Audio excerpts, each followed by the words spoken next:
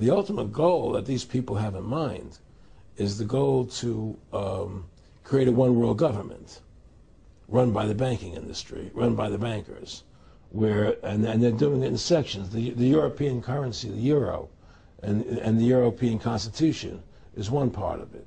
Now they're trying to do it in America with the North American Union, right? And they want to create a new currency called the Amero, right? And the whole agenda is to create a one-world government where everybody has an RFID chip implanted in them. All money is to be in those chips, right? There'll be no more cash. And this is given me straight from Rockefeller himself. This is what they want to accomplish. And all money will be in your chips.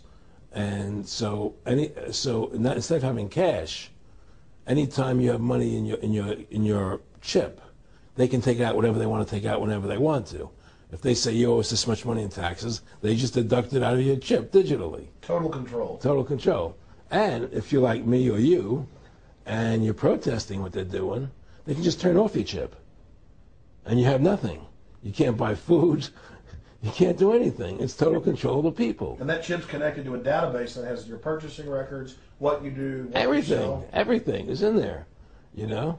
And so they want a one-world government controlled by them, everybody being chipped, all your money in those chips, and they control the chips, and they control people. And you become a slave. You become a serf to these people. That's their goal. That's their intentions. Eric, can you be specific about when you met Rockefeller, how it happened in these discussions? I met Rockefeller through a female attorney I knew who called me up one day and said, one of the Rockefellers would like to meet you. I had made a video called Mad as Hell, and he'd seen the video and wanted to meet me and knew I was running for governor of Nevada. So sure, I'd love to meet him. And I met him, and I liked him, and he was a very, very smart man. And we used to talk and share ideas and thoughts.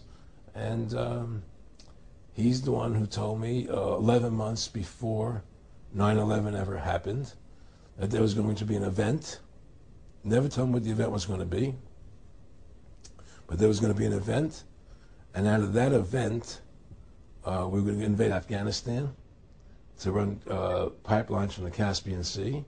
We were going to invade Iraq, you know, to take over the oil fields, establish a base in the Middle East, and make it all part of the New World Order.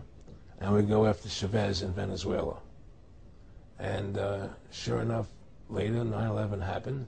And I remember he was telling me how how you're going to see soldiers looking in caves for people in Afghanistan and Pakistan and all these places. And there's going to be this war on terror, which is no real enemy.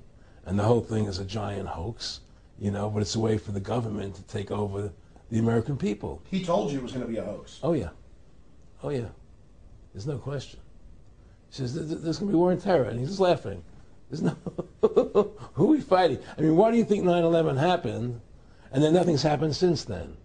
Do you think that our security is so great here that these people who pulled off 9/11, who were able to, can't knock down another plane? Come on, it's ridiculous.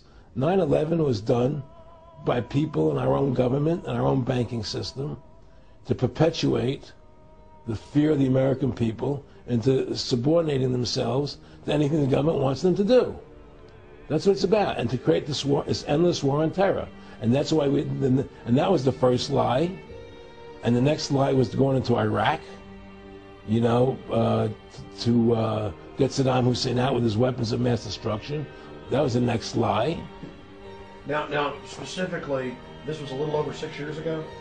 This was... 11 months before 9/11. Yeah. And Nick Rockefeller, who's a lawyer, he's become your friend over the previous years, and he's saying to you that there's going to be this big event, and then out of that we're going to have a war on terror, and it's just going to go on and on. Right.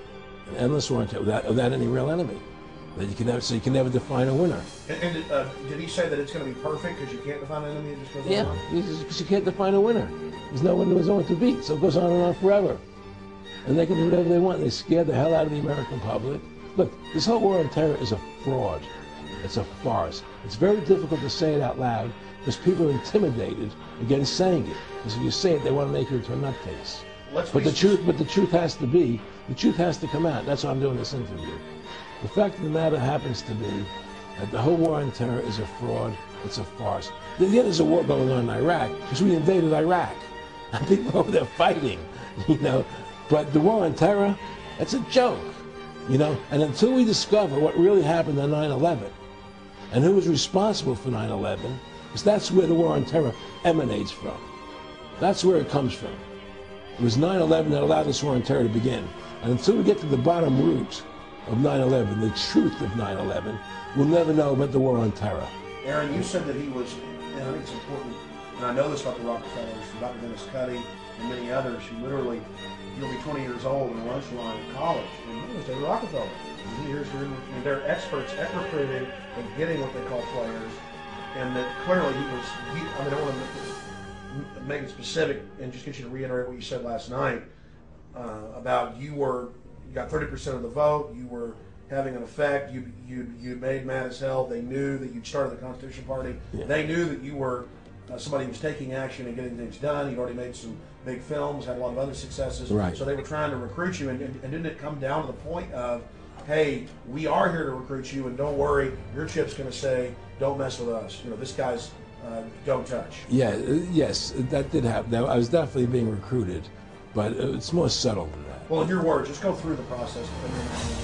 Well, what it is remember, we were friends, and we used to go to my house a lot. We had dinner, we talked, and they'd tell me about business investments that you get involved in, you know.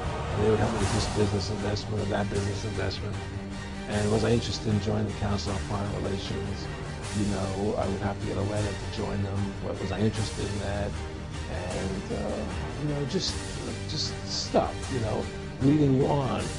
And I used to say to them that I never really did that because that wasn't where I was coming from. And as much as I like you, Nick, you know, your ways and my ways were the opposite side of the fence. You know, I don't believe in enslaving people.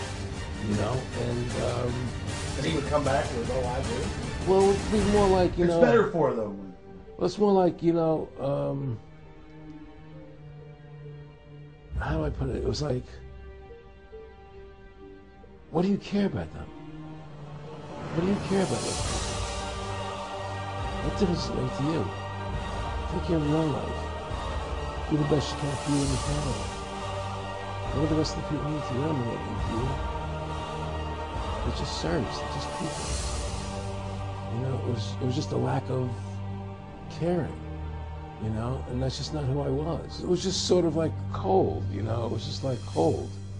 You know, and I used to say to him, what's the point of all this? You have all the money in the world you need. You have all the power you need. What's the point? You know, what's the end goal? And he said the end goal is to get everybody chipped, to control the whole society, to have the bankers, the elite people, you know, the bankers and some governor controlling the world. And I said, do all the people in the Council on Foreign Relations believe this way you do? He said, no. You know, most of them believe they're doing the right thing. A lot of them believe it's better up being socialistic. You know, we have to convince people that socialism is really capitalism. Because America's becoming a socialist country. It's a communist country today. Well, one of the things they told me was that we were at the house one night, and we were talking, and he started laughing. He said, Aaron, what do you think women's liberation was about? And I said, I have pretty conventional thinking about it at that point. I said, I think it's about women having the right to work, getting equal pay with men, just like they won the right to vote. You know? And he started to laugh. He said, you're an idiot. And I said, why am I an idiot? He said, well, let me tell you what that was about. We, the Rockefellers, funded that. We funded women's labor, you know? And we're the ones who got all over the newspapers and television, the Rockefeller Foundation. He says, and you want to know why? He said, there were two primary reasons. And one reason was we couldn't tax half the population before women's lived. And the second reason was, now we get the kids in school at an early age. We can indoctrinate the kids how to think. That's what breaks up the family. The kids start looking at the state as the family, as the school, as the officials, as their family, not as the parents teaching. And so those are the two primary reasons for women's living, which I thought up to that point was a noble thing. You know, when I saw the intentions behind it, where they were coming from when they created it, the thought of it, I saw the evil behind what I thought was a noble adventure.